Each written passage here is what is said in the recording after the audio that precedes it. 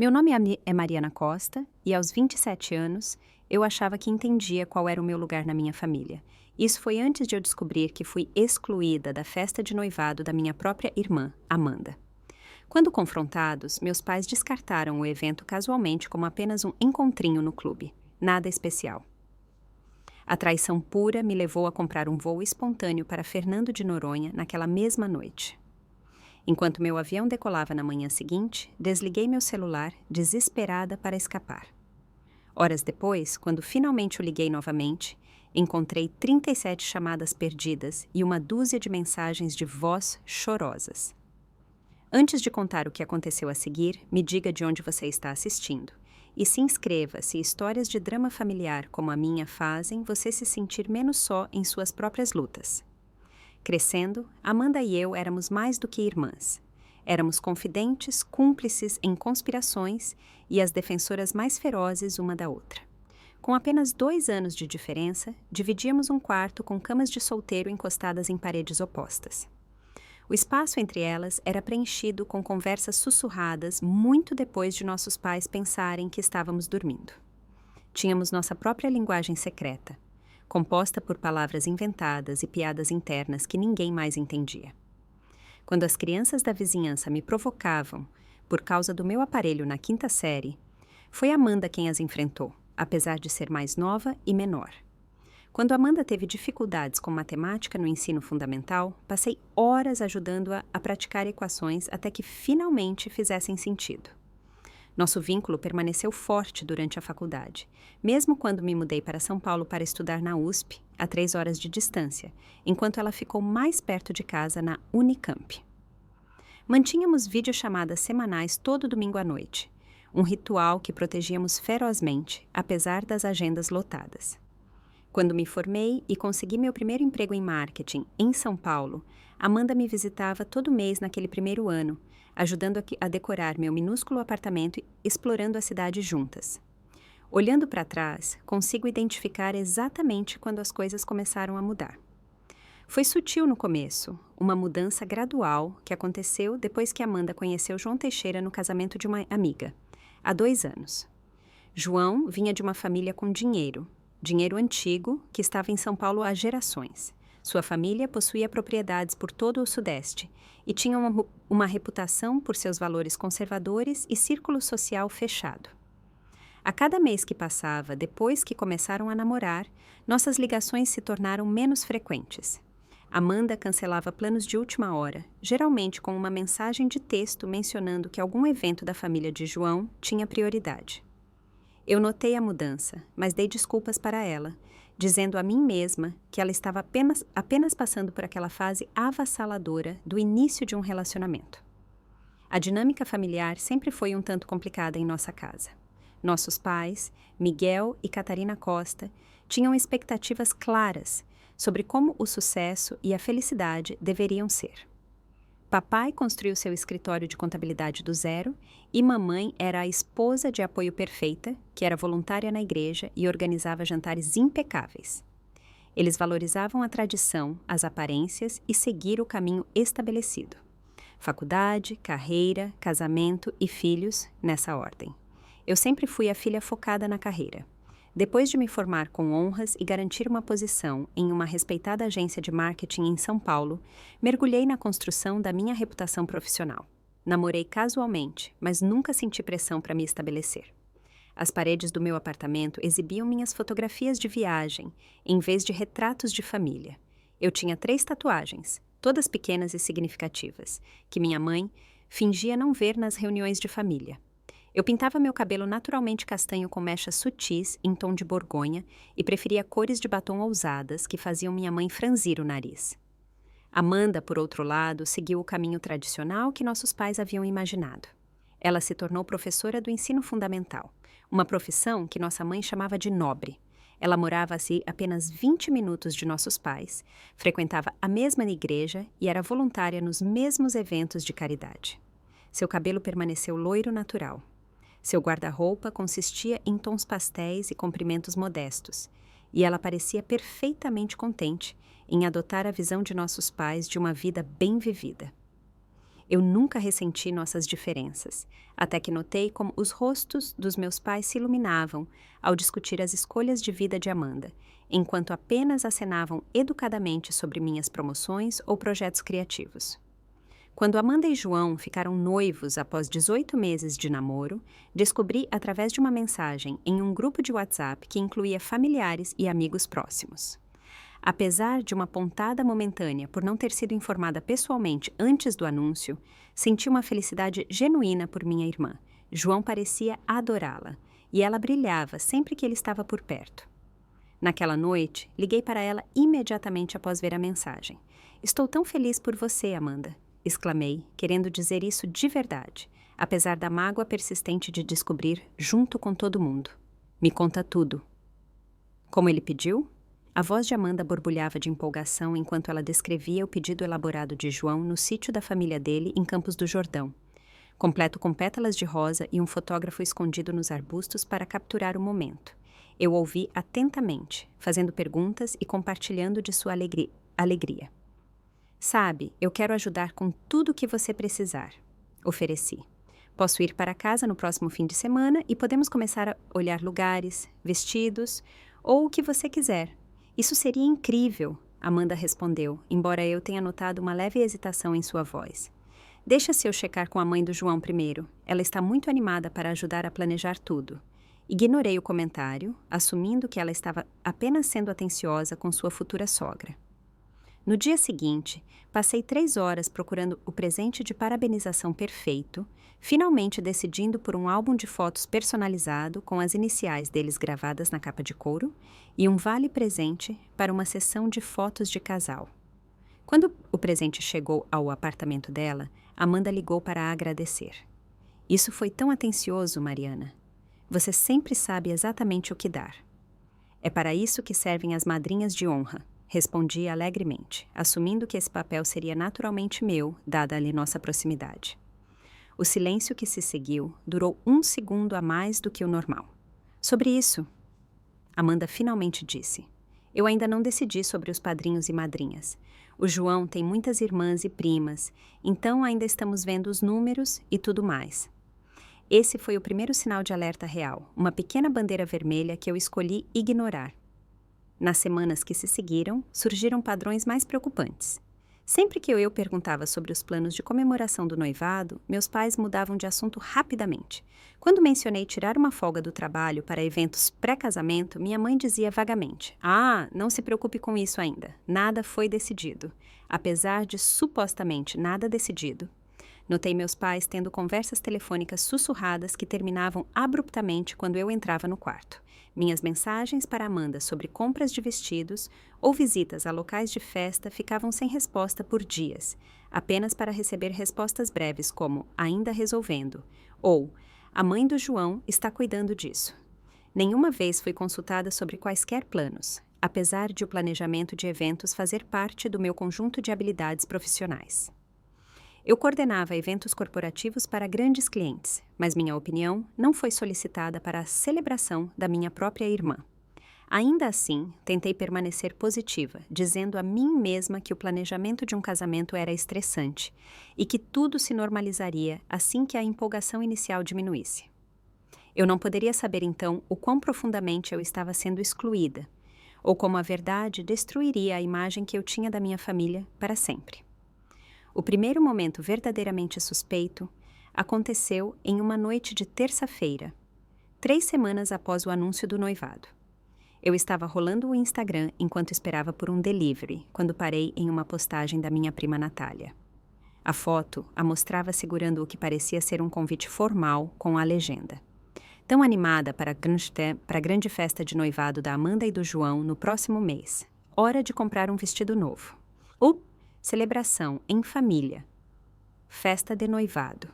Meu dedo pairou sobre a tela enquanto a confusão tomava conta de mim. Festa de noivado? Que festa de noivado? Dei zoom na foto, conseguindo distinguir a caligrafia elegante no cartão de cor creme. Era claramente um convite formal para uma celebração no Clube Paulistano, agendada para dali a 3 semanas. Tirei um print da tela e fiquei olhando, tentando entender por que eu não tinha recebido um convite ou sequer ouvido falar desse evento. Talvez o meu tenha se perdido no correio.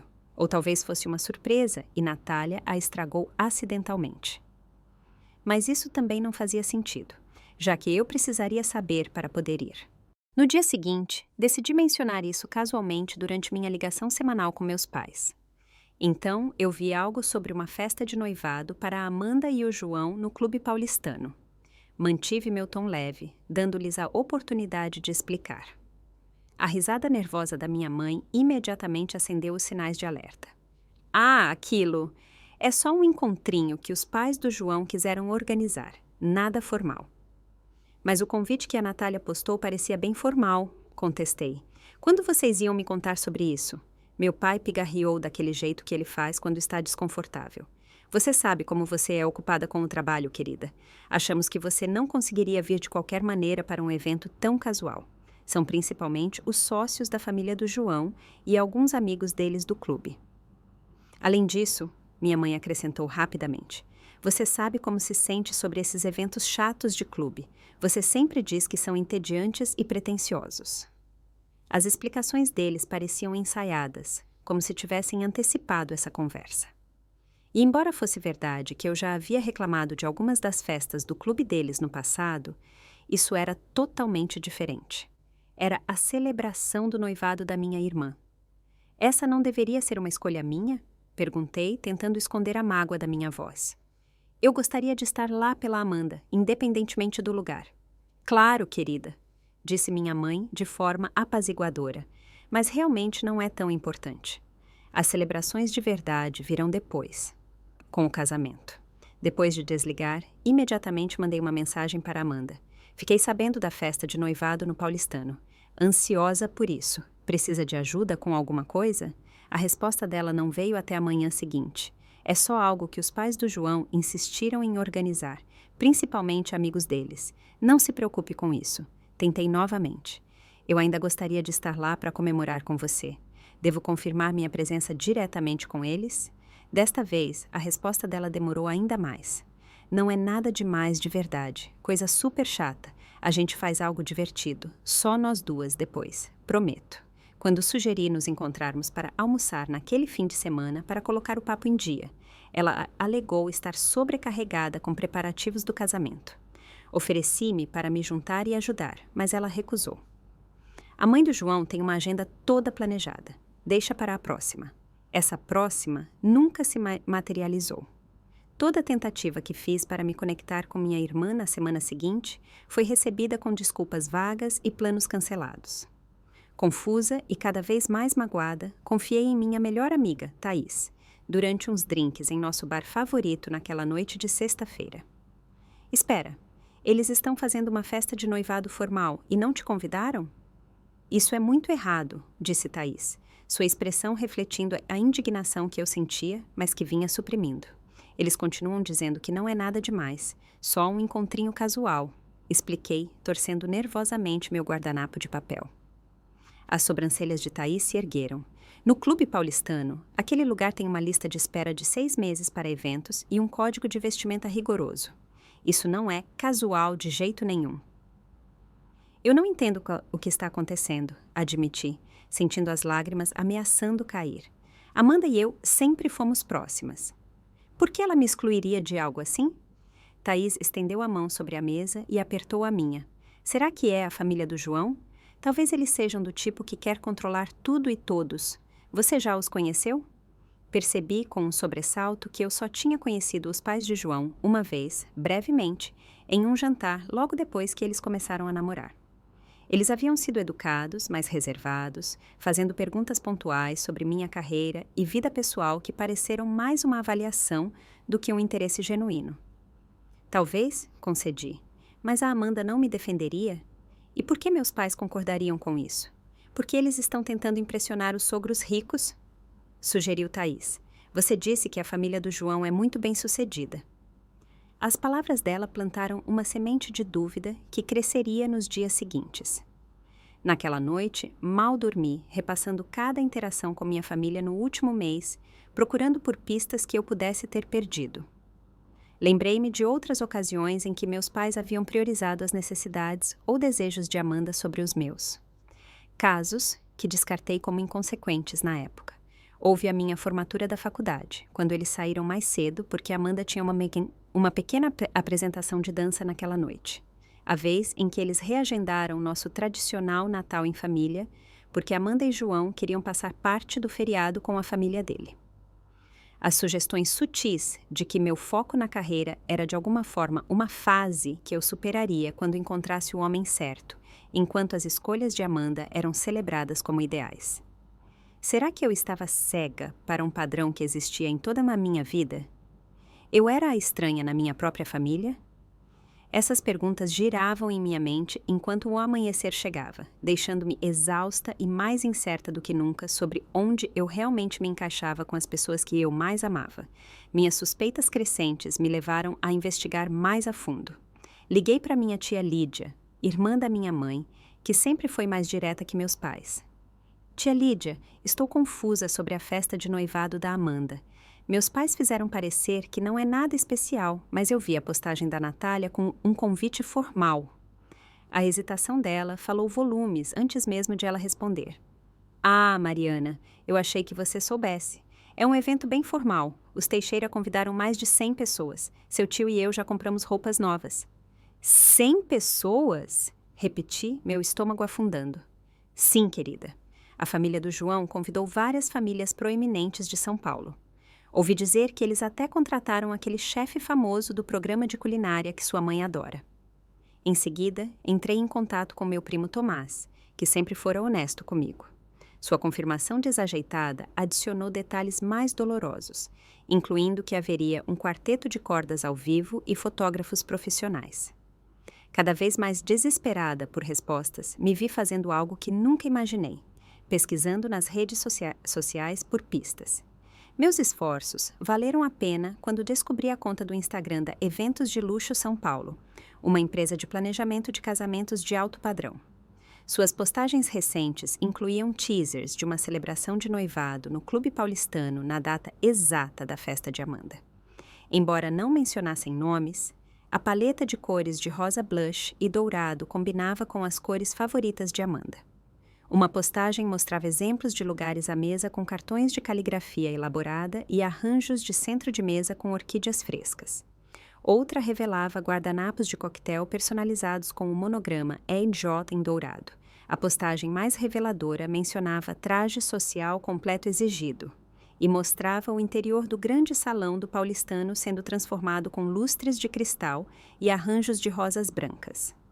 Isso não era um encontrinho casual. Era uma celebração extravagante que claramente estava sendo planejada há semanas, se não meses. Armada com essa evidência, confrontei meus pais novamente, desta vez com prints de tela, prontos no meu celular quando cheguei à casa deles sem avisarem uma tarde de domingo. Eu sei sobre a festa formal, disse sem preâmbulos enquanto me sentavas à mesa da cozinha. Sei sobre os mais de 100 convidados, o chefe famoso, o quarteto de cordas e os fotógrafos profissionais. O que eu não sei é porque todo mundo está mentindo para mim sobre isso. Os olhos da minha mãe imediatamente se encheram de lágrimas, uma reação que antes me faria recuar e pedir desculpas. Mas não desta vez. É complicado, querida, disse ela, estendendo a mão para ter minha, que eu afastei. A resposta do meu pai foi menos simpática. Às vezes as coisas não são sobre você, Mariana, disse ele, seu tom carregando uma aspereza que eu raramente ouvia. Sua irmã está se casando com uma família importante e existem certas expectativas. Que expectativas excluem uma irmã de uma festa de noivado? Exigi. Minha mãe enxugou os olhos com um lenço de papel. Nós só queremos o que é melhor para a Amanda. Este é um momento tão importante para ela. E para a família do João, meu pai acrescentou enfaticamente. Eles são muito tradicionais, muito preocupados com as aparências. O que isso tem a ver comigo? O silêncio desconfortável que se seguiu foi eventualmente quebrado pela voz suave da minha mãe. Apenas deixe sua irmã ter o momento dela, Mariana. Por favor, não torne isso difícil. Saí da casa deles mais confusa e magoada do que antes, suas não respostas alimentando meus piores medos sobre o verdadeiro motivo da minha exclusão. Mas a revelação mais dolorosa veio 2 dias depois, da minha prima Sofia, que me ligou depois de saber da minha visita aos meus pais. Eu não suporto ver você magoada assim, disse ela depois de confirmar que eu estava sozinha e sentada. Você merece saber a verdade.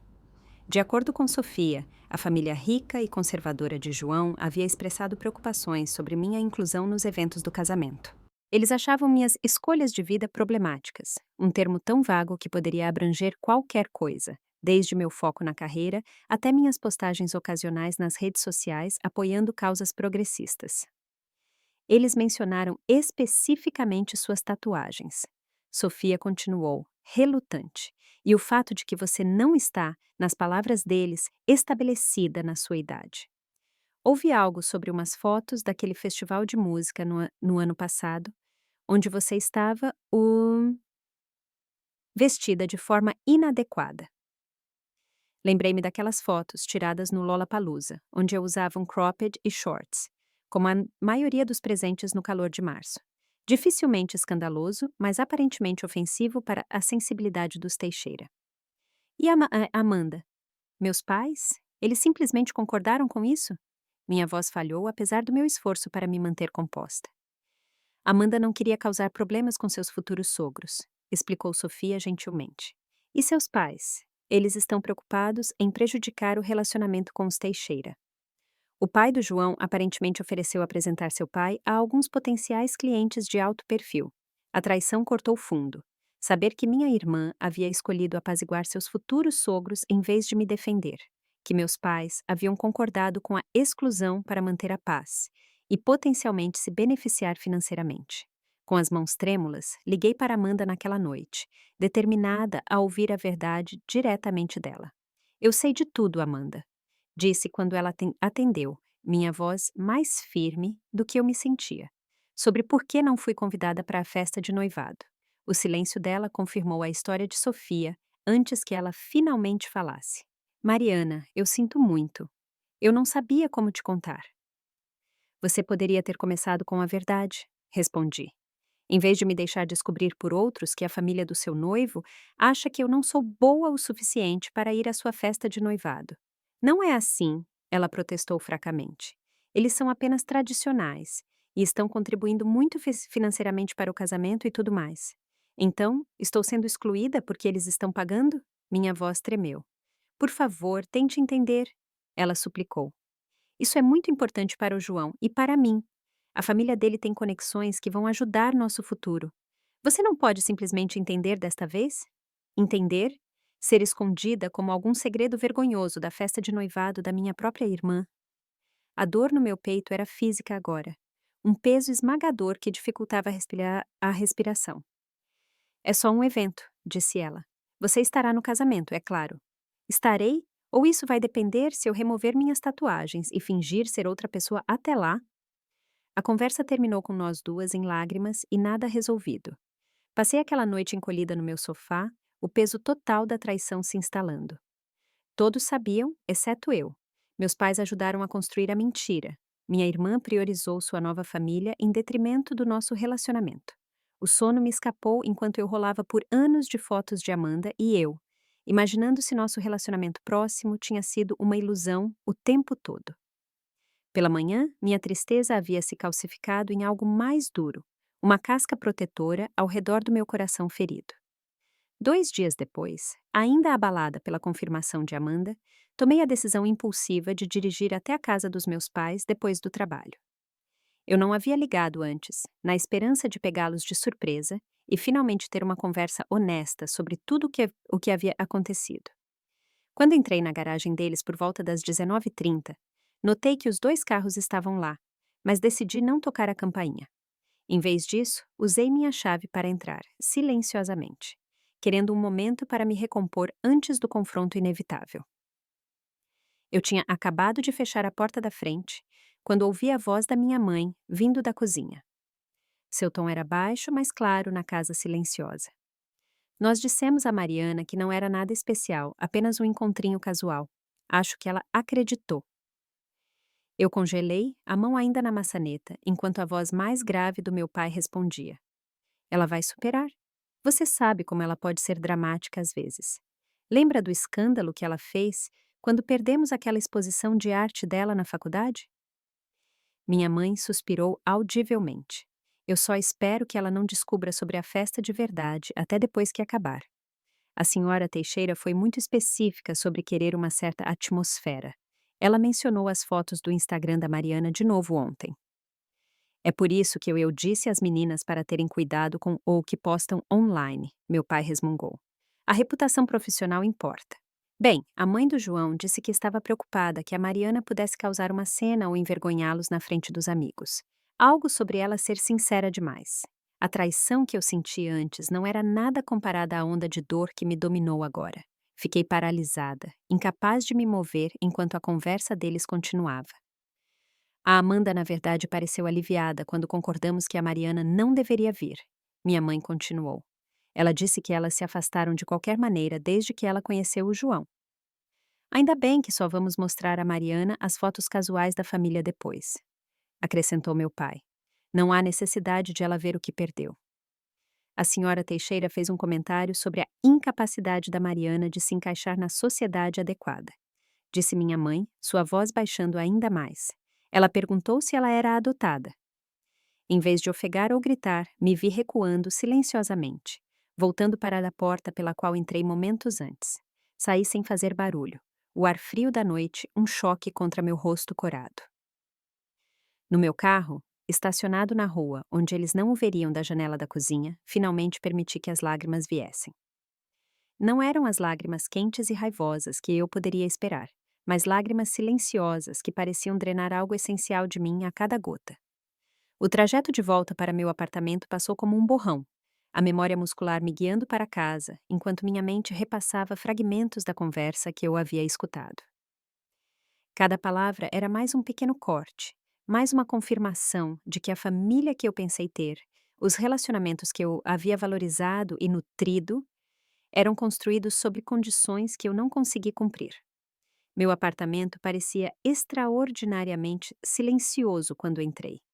O espaço familiar, de repente, estranho.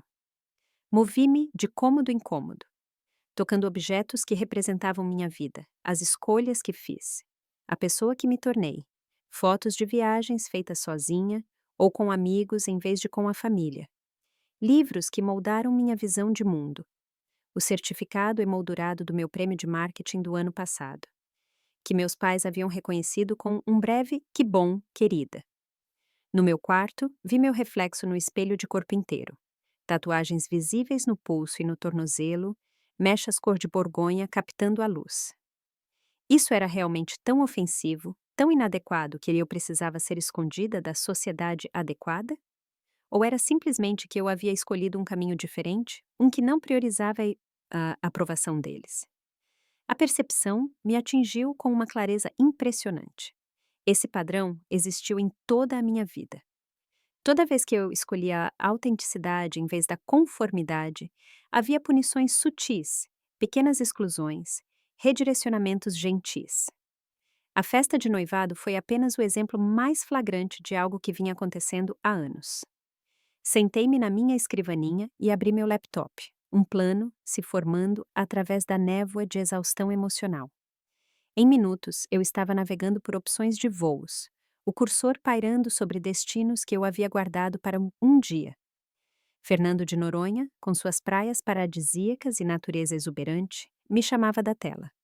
Antes que eu pudesse hesitar, comprei um voo saindo na manhã seguinte do aeroporto de Guarulhos, usando as economias que eu estava guardando para uma reforma na cozinha. O e-mail de confirmação chegou na minha caixa de entrada à 1h30 da manhã, uma permissão digital para escapar. Fiz as malas metodicamente, apesar da minha exaustão, selecionando roupas adequadas para o clima tropical e aventura, incluindo deliberadamente itens que minha família poderia considerar inapropriados. Croppeds, shorts, o biquíni que comprei, mas nunca usei devido à consciência corporal persistente instilada pelas críticas sutis de minha mãe.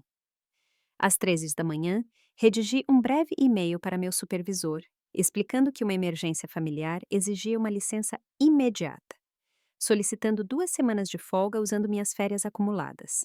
Profissional, mesmo em crise, anexei um breve resumo do andamento do meu projeto atual e sugestões para reatribuições temporárias.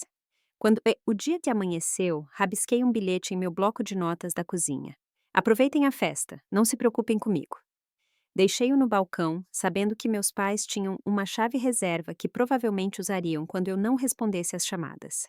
A brevidade do bilhete foi deliberada, não oferecendo explicações ou localizações, nenhuma oportunidade para eles me seguirem ou interferirem. O Uber chegou às 5h30, as ruas da cidade silenciosas, enquanto nos dirigíamos a Guarulhos. Senti-me estranhamente calma, como se tivesse saído do meu corpo e estivesse observando outra pessoa tomar essas decisões ousadas e impulsivas. Somente quando o avião decolou da pista, eu finalmente desliguei meu celular, cortando o último elo com a vida e a família que eu estava temporariamente deixando para trás. No momento em que o avião decolou da pista, um peso saiu do meu peito. Pela primeira vez em semanas, eu conseguia respirar sem aquela pressão constritiva da traição. Enquanto São Paulo encolhia sob nós, senti uma onda de libertação, uma euforia selvagem misturada com uma tristeza persistente. Meu celular, agora desligado e guardado na minha bolsa, representava todas as expectativas e explicações que eu estava temporariamente abandonando. 7 horas depois, sair do aeroporto de Fernando de Noronha para a tarde quente e úmida foi como entrar em outro mundo. O ar estava pesado, com cheiros desconhecidos, terra rica e flores tropicais. Coqueiros balançavam contra um céu perfeitamente azul, tão diferente do céu cinzento de São Paulo que eu havia deixado para trás. Peguei um transfer para minha pousada, um lugar chamado Pousada Mar Aberto, uma coleção de bangalôs coloridos, situados entre jardins floridos. O estabelecimento modesto era administrado por uma família local e, ao fazer o check-in, a filha do dono, Helena, me acolheu com um calor genuíno que eu não experimentava há muito tempo. "Viajando sozinha?" ela perguntou, me entregando um copo gelado de suco de abacaxi fresco. "Sim, só eu", respondi, surpresa com o quão certas essas palavras pareciam. Meu bangalô era simples, mas charmoso, com uma pequena varanda de frente para o mar. Naquela primeira noite, sentei-me lá enquanto o pôr do sol pintava o céu em tons de laranja e rosa, observando as ondas rolarem e ouvindo o canto de pássaros desconhecidos. A vastidão do oceano à minha frente colocou meus problemas em perspectiva, fazendo-os parecer menores contra o pano de fundo de tanta majestade natural. Naquela noite, dormi profundamente pela primeira vez desde que descobri o engano da festa de noivado. A combinação de exaustão emocional, cansaço da viagem e o som rítmico das ondas criou o sedativo perfeito. Acordei com a luz do sol se infiltrando pelas persianas de bambu. Momentaneamente desorientada antes de me lembrar da minha fuga impulsiva. Depois de um café da manhã com frutas tropicais frescas e café forte, caminhei até a praia, onde estendi minha toalha na areia quente e abri um livro que pretendia ler há meses. O simples prazer de ler sem interrupção, sem verificar meu celular a cada poucos minutos, parecia um luxo que eu havia negado a mim mesma por muito tempo. Por volta do meio-dia, notei uma jovem da minha idade montando uma pequena mesa perto da entrada da praia com uma placa anunciando passeios ecológicos. Algo em seu rosto aberto e amigável me fez aproximar. "Procurando por aventura?" ela perguntou com um sotaque local, me oferecendo um folheto. "Sou Luísa. Minha família organiza passeios no parque e pelas redondezas." "Talvez", respondi, surpreendendo a mim mesma. Aventura não era tipicamente o que eu buscava nas férias, preferindo museus e restaurantes a desafios físicos. Luísa estudou meu rosto com uma percepção inesperada. "Você parece triste", ela observou com franqueza, como se tivesse vindo aqui para escapar de algo. Sua franqueza foi revigorante após meses de evasivas e meias-verdades da minha família. "Está tão óbvio assim?" ela sorriu gentilmente. "Muitas pessoas vêm para Noronha fugindo de algo. A diferença é se elas também encontram algo para o qual correr." Essa conversa levou à minha primeira aventura de verdade, uma trilha guiada pelo Parque Nacional Marinho na manhã seguinte, com Luísa como minha guia e outros 4 viajantes. Um casal de aposentados do Canadá, Heitor e Mônica, e 2 viajantes solo na faixa dos 30 anos, Jéssica da Austrália e Diana dos Estados Unidos. Enquanto seguíamos pelas trilhas, avistando golfinhos, tartarugas e pássaros coloridos, nosso pequeno grupo caiu em uma conversa fácil. Quando chegamos a uma piscina natural escondida onde paramos para nadar, senti-me confortável o suficiente para compartilhar partes da minha história. Quando Jéssica perguntou por que eu estava viajando sozinha, minha irmã vai se casar, comecei. E de alguma forma, toda a história se desenrolou.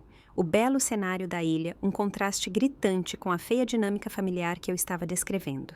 Em vez do silêncio constrangedor que eu temia, fui recebida com indignação e compreensão validadoras. Sua própria irmã te excluiu porque os sogros dela acham que você não é adequada o suficiente? Exclamou Jéssica. Isso é um absurdo completo. Meu irmão fez algo parecido, compartilhou Diana. A esposa dele decidiu que eu não era refinada o suficiente para o casamento deles no clube. Doeu por anos, até que percebi que isso refletia as inseguranças deles, não o meu valor. Você fez a coisa certa vindo para cá, acrescentou o reitor, seus olhos gentis se enrugando nos cantos.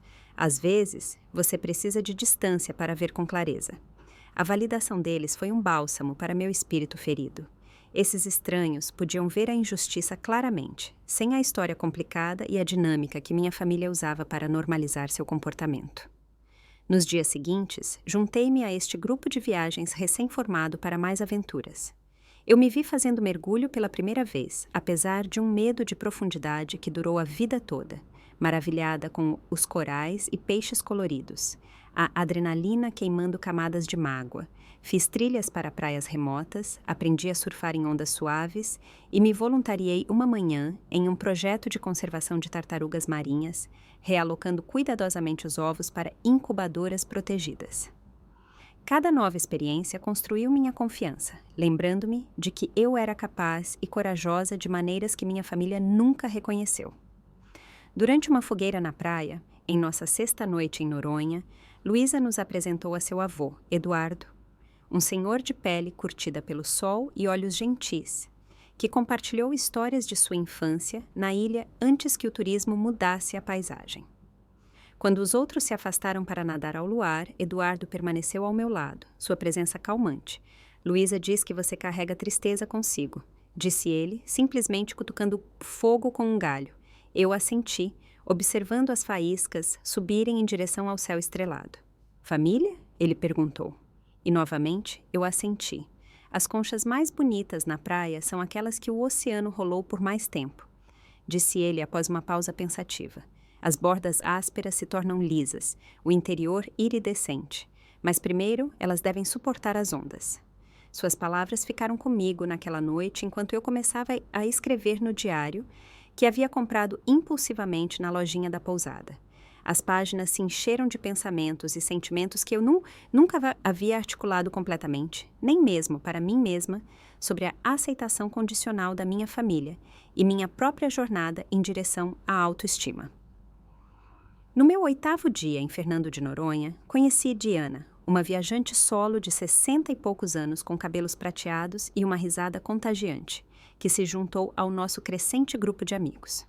Durante um passeio de caiaque ao pôr do sol, Diana remou ao meu lado, compartilhando sua própria história de afastamento familiar.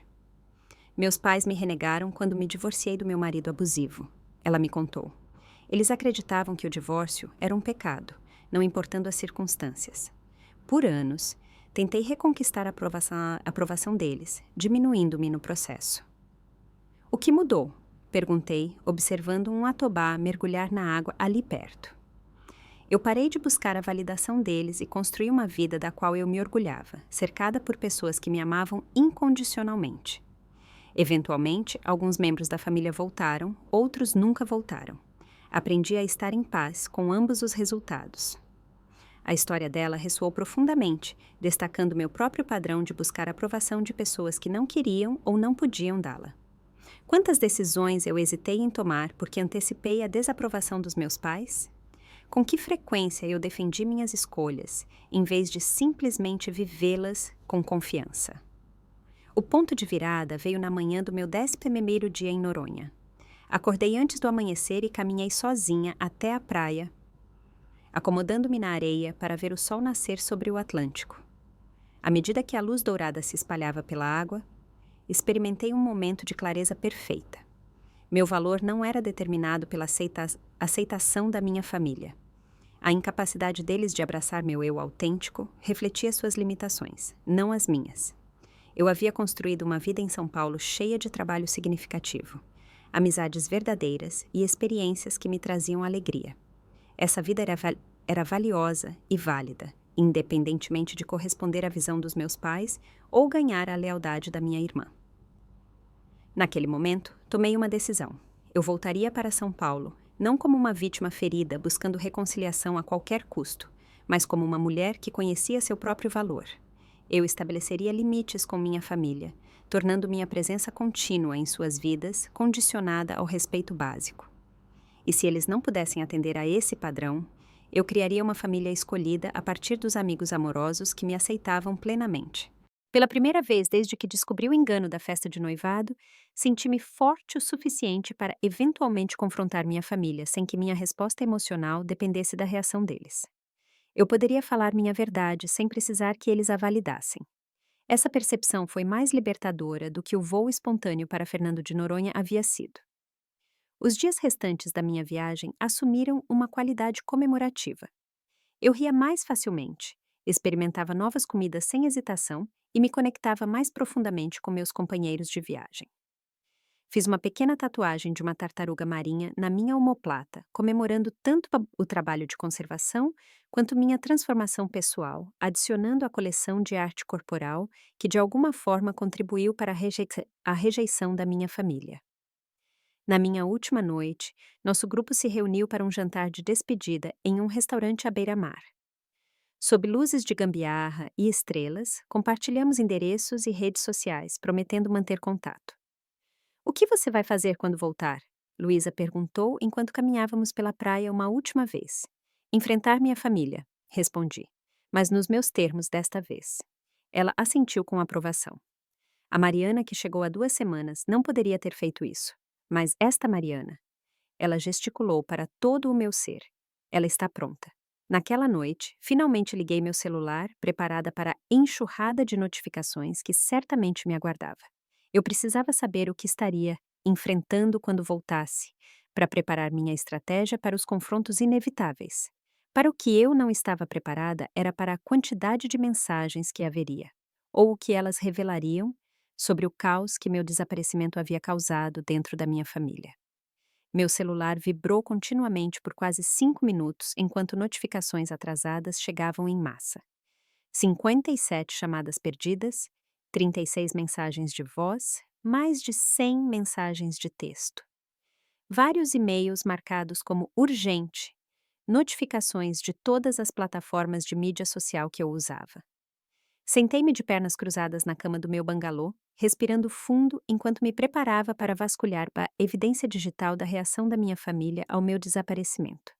Comecei com as primeiras mensagens de texto enviadas no dia seguinte à minha partida. Da mamãe: "Mariana, por favor, nos ligue, estamos preocupados." Do papai: "Sua mãe está transtornada. Ligue para casa imediatamente." Da Amanda: "Onde você está? Mamãe e papai estão surtando." Essas primeiras mensagens carregavam um tom de aborrecimento em vez de preocupação genuína, como se minha ausência fosse um inconveniente em vez de um motivo de preocupação. Mas, à medida que rolei para as mensagens enviadas dias depois, o tom mudou drasticamente. Da mamãe: por favor, apenas nos diga que você está viva, estamos desesperados." Do papai: "Nós contatamos a polícia. Se você receber isso, por favor, responda." Da Amanda: "Mariana, eu sinto muito por tudo, por favor, esteja bem, por favor, volte para casa." As mensagens de voz contavam uma história semelhante de pânico crescente. As primeiras eram exigências irritadas para eu ligar de volta. No quinto dia, minha mãe estava soluçando ao telefone. A voz do meu pai falhando enquanto ele implorava por qualquer sinal de que eu estava segura. As mensagens de Amanda foram as mais surpreendentes, cheias de emoção crua e repetidos pedidos de desculpas. "Eu nunca quis te magoar." Ela chorava em uma mensagem. "Eu fui tão estúpida e superficial. Por favor, esteja bem, eu não posso perder minha irmã." Até mesmo João havia ligado, seu tom usualmente confiante substituído por uma preocupação genuína. "Mariana, aqui é o João. O que quer que você pense de mim ou da minha família, por favor, entre em contato com a Amanda. Ela não dorme há dias, a festa de noivado não importa. Nada importa, exceto saber que você está segura." Os e-mails revelaram outra camada da situação. Meu supervisor havia escrito expressando preocupação, depois que meus pais contataram meu local de trabalho várias vezes. Um colega mencionou que um policial havia passado por lá fazendo perguntas sobre meus lugares habituais e estado de espírito antes de desaparecer. A informação mais reveladora veio de mensagens entre mim e Thaís, que aparentemente havia sido questionada extensivamente pela minha família. De Thaís: seus pais apareceram no meu apartamento hoje. Eles acham que você fez algo drástico. Eu disse a eles que você é mais forte do que isso, mas eles não estão ouvindo. Eles estão desmoronando, M. Seu pai estava chorando de verdade. De Thaís: a Amanda passou por aqui também. Ela está um caco. Disse que a festa de noivado foi um desastre. Que ela teve algum tipo de colapso no meio dela quando alguém perguntou por você. Aparentemente, ela mandou a mãe do João passear na frente de todo mundo. Me liga quando puder. Está um caos. Rolei mais, juntando as peças do que havia acontecido na minha ausência, através das atualizações de Thaís. Segundo Thaís, a festa de noivado havia sido realizada apesar do meu desaparecimento, embora com uma nuvem pairando sobre a celebração. As tensões estavam altas desde o início, com meus pais verificando ansiosamente seus celulares durante toda a noite.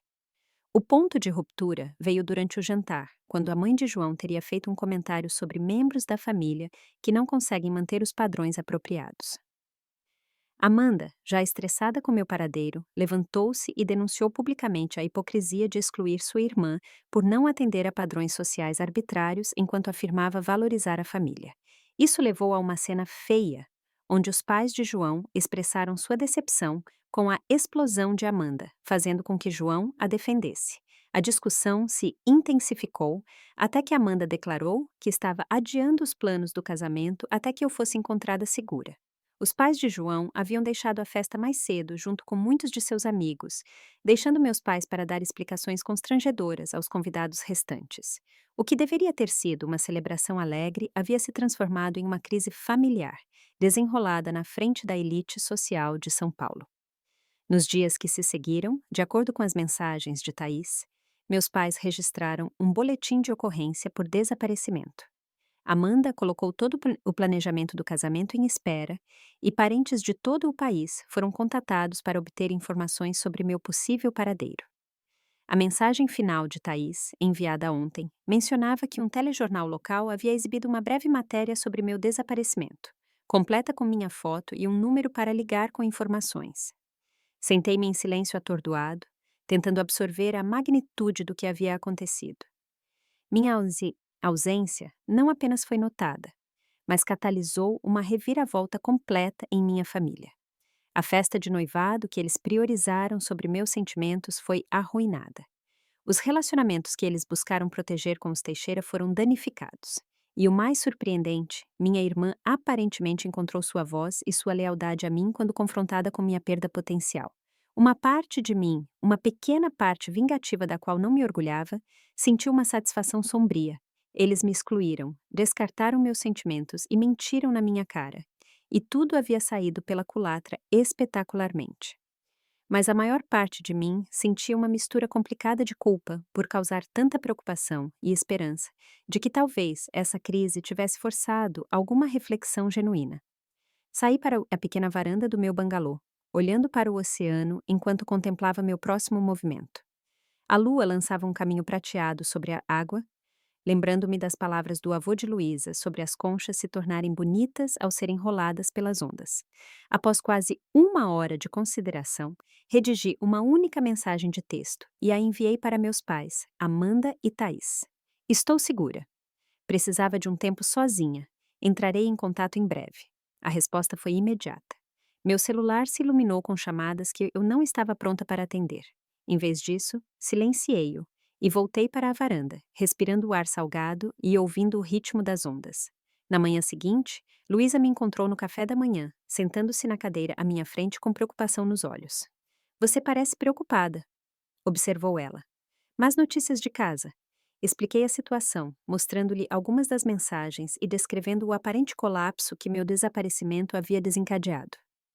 Eles se importam com você, disse ela simplesmente. Quaisquer que sejam os erros que cometeram, sua ausência mostrou a eles o que importa. Ou eles simplesmente não gostam do constrangimento que eu causei, contestei, ainda incerta sobre suas verdadeiras motivações. Luísa balançou a cabeça. As pessoas não reagem dessa forma a mero constrangimento. Isso é medo. Medo de perder alguém que amam. A perspectiva dela me ajudou a ver a situação com mais compaixão, embora eu permanecesse cautelosa em assumir que muita coisa havia mudado. Naquela noite, enviei outra breve mensagem. Voltando para São Paulo em 3 dias. Entrarei em contato então. Desta vez, incluí os detalhes do meu voo, uma pequena concessão para aliviar a preocupação imediata deles, mantendo o limite de nenhuma comunicação direta até que eu estivesse pronta. Meus últimos dias em Fernando de Noronha foram gastos me preparando emocionalmente para o que me esperava em casa. Diana, que havia vivenciado sua própria reconciliação familiar, ajudou-me a praticar o que eu diria em vários cenários. Lembre-se, você não está mais pedindo a aprovação deles. Ela me lembrou enquanto caminhávamos pela praia. Você está declarando seus termos para permanecer em relacionamento com eles. Há um mundo de diferença entre essas posições. Jéssica e Diana me levaram para uma aventura de tirolesa de coragem no meu último dia completo, insistindo que a bravura física me lembraria da minha força emocional. Se você pode voar pelo ar a 30 metros do chão, disse Jéssica enquanto subíamos na plataforma para a tirolesa mais longa, você certamente pode enfrentar sua família de cabeça erguida. Enquanto eu voava entre as colinas uma última vez, gritei de euforia, liberando um último resquício de medo de voltar para casa. O que quer que acontecesse com minha família, eu havia encontrado algo valioso em Noronha, um núcleo de autoestima que não poderia ser abalado pelo julgamento ou aprovação deles. Na minha última noite, Luísa e sua família ofereceram um jantar de despedida para aqueles de nós que estavam partindo. Sob as estrelas, Eduardo ergueu seu copo em um brinde. Aos viajantes corajosos, disse ele, seus olhos encontrando os meus, que vieram em busca do paraíso, mas encontraram a si mesmos. Embarquei no meu voo na manhã seguinte com o coração mais leve do que esperava, pronta para enfrentar o que me esperava em São Paulo. Enquanto o avião decolava, olhei para a paisagem verdejante que me abrigou e me transformou, agradecendo silenciosamente pelos presentes que me dera. A jornada para casa me deu tempo para finalizar minha abordagem. Eu não me apressaria em uma reunião de família cheia de reações emocionais. Em vez disso, eu os encontraria em terreno neutro, manteria minha compostura e articularia claramente tanto a dor que eles causaram quanto minhas expectativas para o futuro. Quando o avião começou sua descida em Guarulhos, olhei para meu reflexo na janela. Notando minha pele bronzeada pelo sol, o cabelo mais claro e a confiança calma em meus olhos, que não estava lá 2 semanas antes. O que quer que acontecesse a seguir, eu estava pronta. O ar de São Paulo parecia mais frio do que eu lembrava quando saí de Guarulhos, embora tecnicamente estivesse mais quente do que quando parti. 2 semanas no paraíso tropical de Fernando de Noronha haviam redefinido meu termostato interno, assim como haviam recalibrado muitos outros aspectos da minha vida. Mandei uma mensagem para Thaís do aeroporto, perguntando se poderia ficar com ela por alguns dias em vez de voltar imediatamente para meu apartamento, onde minha família poderia estar esperando. Ela me encontrou no desembarque, envolvendo-me em um abraço forte antes de se afastar para me examinar. Olha para você, disse ela, observando minha pele bronzeada e a nova confiança na minha postura. Você parece diferente. Eu estou, respondi simplesmente, sabendo que uma explicação completa levaria mais tempo do que tínhamos na movimentada área de embarque. No apartamento dela, com delivery e vinho, compartilhei a história da minha fuga impulsiva e da transformação que ocorreu em Noronha. Thaís ouviu atentamente, fazendo perguntas ponderadas e ocasionalmente balançando a cabeça em espanto. Então qual é o seu plano agora? Ela perguntou quando terminei de contar minha jornada. Vou encontrá-los amanhã, expliquei. Terreno neutro, uma cafeteria no centro, onde nenhum de nós provavelmente fará uma cena. E o que você vai dizer? Respirei fundo, lembrando as conversas que pratiquei com Diana nas praias de Noronha. A verdade, que eles me magoaram profundamente, que só permanecerei na vida deles se puderem me respeitar como sou, não como gostariam que eu fosse.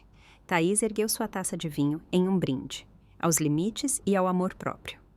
Na manhã seguinte, vesti-me com cuidado deliberado, com roupas que representavam meu eu autêntico.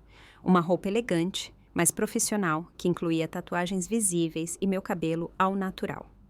Não se tratava de provocação, mas de apresentar meu verdadeiro eu sem desculpas. Cheguei à cafeteria 20 minutos mais cedo, escolhendo uma mesa de canto tranquila, com privacidade suficiente para nossa conversa. Enquanto saboreava um café expresso, concentrei-me em manter a calma interior que havia cultivado em Noronha, recusando-me a deixar a ansiedade tomar conta. Meus pais chegaram primeiro, parecendo exaustos de uma forma que eu nunca tinha visto antes. Os olhos da minha mãe estavam inchados de chorar. A postura geralmente perfeita do meu pai estava ligeiramente curvada. Eles me avistaram imediatamente, o alívio tomando conta de seus rostos. Minha mãe correu para a frente, de braços abertos, mas parou quando não me levantei para encontrá-la. Em vez disso, gesticulei para as cadeiras à minha frente, mantendo o espaço emocional e físico de que precisava para esta conversa. Mariana, minha mãe sussurrou, sentando-se. Graças a Deus você está segura. Estávamos loucos de preocupação, acrescentou meu pai, a voz rouca de emoção. Sinto muito que tenham se preocupado, disse eu calmamente. Não era minha intenção. Eu só precisava de espaço para processar tudo o que aconteceu. Amanda chegou momentos depois, com João surpreendentemente ao seu lado. O rosto da minha irmã estava pálido, sob a maquiagem aplicada às pressas, olheiras sob os olhos, sugerindo muitas noites sem dormir. João parecia igualmente cansado, mas encontrou meu olhar diretamente, algo que ele raramente fazia em nossas interações anteriores. Assim que se sentaram, um silêncio desconfortável caiu sobre a mesa. Permiti que se estendesse, observando suas reações. Minha mãe mexia em sua aliança de casamento. Meu pai pigarreava repetidamente, e Amanda piscava para conter as lágrimas enquanto segurava a mão de João. Finalmente eu falei. Quero reconhecer que minha partida repentina causou dor e preocupação a vocês. Não era meu objetivo, e sinto muito pelo sofrimento que causei. Minha mãe estendeu a mão sobre a mesa, tentando pegar a minha. Querida, estamos tão felizes que você está em casa. Podemos esquecer toda essa história da festa de noivado. Eu gentilmente movi minha mão para longe do alcance dela. Eu não voltei para fingir que nada aconteceu. Voltei porque estou pronta para lidar com o que aconteceu e decidir para onde vamos a partir daqui. As sobrancelhas do meu pai se ergueram com meu tom, tão diferente da minha abordagem usual de agradar a todos nos conflitos familiares. Mariana, cometemos um erro, admitimos isso.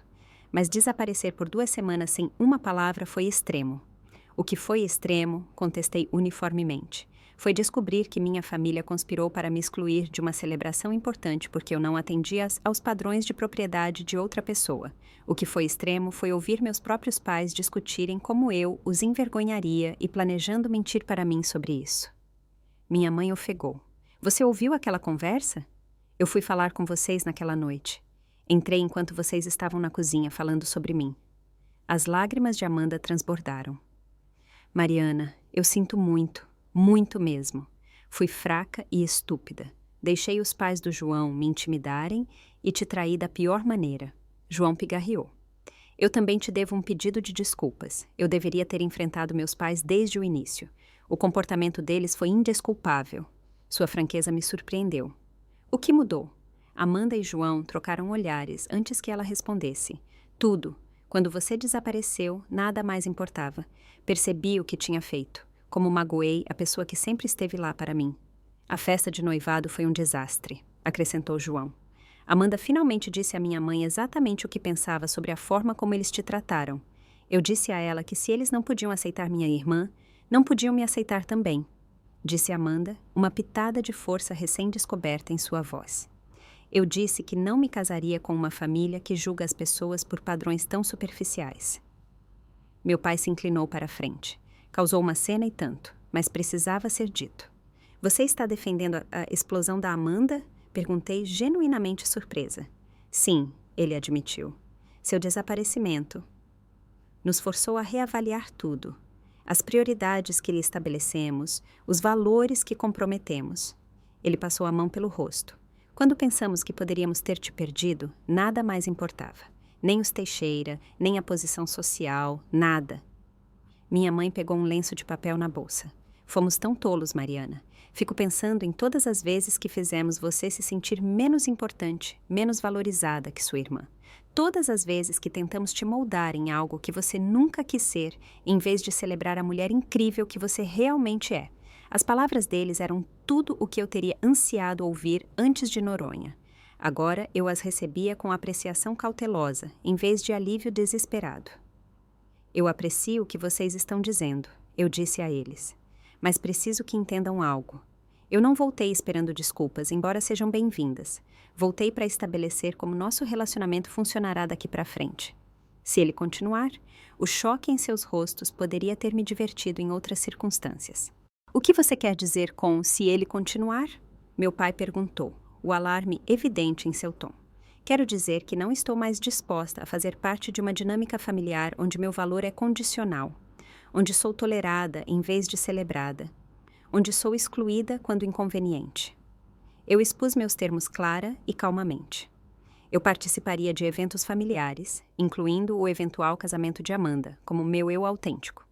Nenhum comentário sobre minha aparência, escolhas de carreira ou vida pessoal seria tolerado.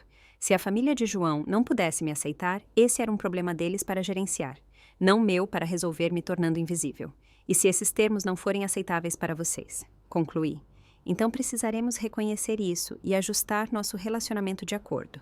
Prefiro ter um contato limitado e honesto do que interações regulares baseadas em fingimento. Um silêncio atordoado se seguiu à minha declaração. Finalmente, Amanda falou. Eu quero minha irmã de volta, disse ela simplesmente. Nos seus termos, o que for preciso. João assentiu. E eu já disse aos meus pais que eles precisam reavaliar suas prioridades se quiserem fazer parte de nossas vidas. O casamento está adiado até resolvermos tudo. Meus pais trocaram olhares antes que meu pai respondesse. Queremos um relacionamento com você, Mariana. Estivemos errados, terrivelmente errados.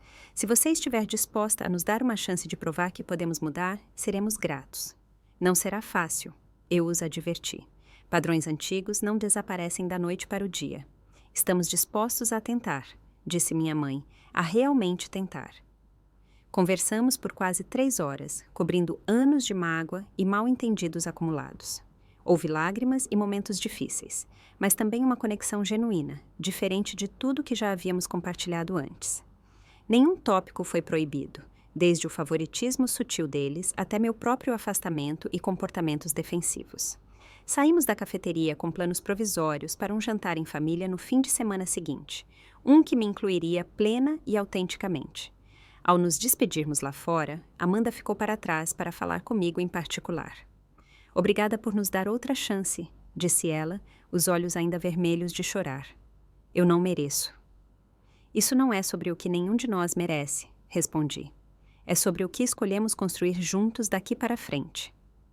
Ela me abraçou com força e, pela primeira vez em meses, eu a abracei de volta sem reservas. Nas semanas que se seguiram, nossa família iniciou o lento processo de reconstruir a confiança. Meus pais fizeram esforços visíveis para mudar, frequentando sessões de terapia para abordar seus padrões de parentalidade condicional. Meu pai até me surpreendeu fazendo perguntas ponderadas sobre minhas tatuagens, genuinamente curioso sobre seu significado, em vez de desaprovar silenciosamente. Amanda manteve-se firme em suas exigências de que a família de João me tratasse com respeito. Uma postura que eventualmente levou a um relacionamento formalmente educado, mais funcional, com meus futuros sogros. O casamento foi remarcado para a primavera seguinte, comigo oficialmente convidada para ser a madrinha de honra em uma conversa chorosa que pareceu um verdadeiro novo começo. Minha própria transformação continuou também. Mantive contato com meus amigos de Noronha, planejando uma viagem de reencontro no ano seguinte. A família de Luísa me acolheu por meio de videochamadas, tornando-se uma família escolhida que expandiu meu senso de pertencimento para além das conexões biológicas. No trabalho, negociei um horário mais flexível que permitia o trabalho remoto ocasional, criando espaço tanto para o avanço na carreira quanto para a realização pessoal. Comecei a fazer terapia para abordar meus próprios padrões de busca de validação e evitação de conflitos, construindo gradualmente habilidades de relacionamento mais saudáveis. Meu apartamento, que antes era simplesmente um lugar para dormir entre os turnos de trabalho, transformou-se em um verdadeiro lar cheio de lembranças de Fernando de Noronha e fotos do meu círculo de amigos em expansão. A reforma da cozinha que adiei para minha viagem impulsiva tornou-se um projeto de fim de semana compartilhado com Amanda, reconstruindo nosso relacionamento um azulejo de cada vez. 6 meses após meu retorno, sentei-me na minha varanda recém-reformada, observando um pôr-do-sol em São Paulo que, embora diferente do de Noronha, tinha sua própria beleza. Enquanto escrevia no diário sobre os eventos do dia, refleti sobre o quão longe todos nós havíamos chegado. A cura não foi perfeita ou completa. Ainda havia momentos desconfortáveis, padrões antigos que ocasionalmente ressurgiam, mas também havia conexão autêntica, esforço genuíno e uma nova base construída no respeito mútuo em vez da conformidade. Às vezes, precisamos partir para sermos verdadeiramente vistos. Às vezes, o ato mais corajoso não é ficar e lutar, mas ir embora até estarmos fortes o suficiente para retornar em nossos próprios termos. Eu aprendi que amar minha família não significava aceitar desrespeito e que estabelecer limites não era egoísmo, mas necessário para relacionamentos genuínos. A jornada em direção à cura não é uma linha reta, mas um caminho sinuoso com contratempos e curvas inesperadas. No entanto, cada passo à frente, por menor que seja, nos aproxima da integridade. Ao perder o que eu achava ser minha única família, encontrei uma comunidade maior de conexão. E ao me manter firme em meu eu autêntico, eu paradoxalmente criei espaço para laços familiares mais profundos do que jamais pensei ser possível. Você já teve que se afastar de alguém que amava para se encontrar? Ou estabelecer limites que mudaram um relacionamento para sempre? Compartilhe sua história nos comentários abaixo. E se isso ressoou com você, por favor, inscreva-se e clique no botão de curtir para ajudar outras pessoas a encontrar este canal. Lembre-se, às vezes as experiências mais dolorosas levam às transformações mais profundas. Obrigada por ouvir minha jornada e desejo coragem na sua.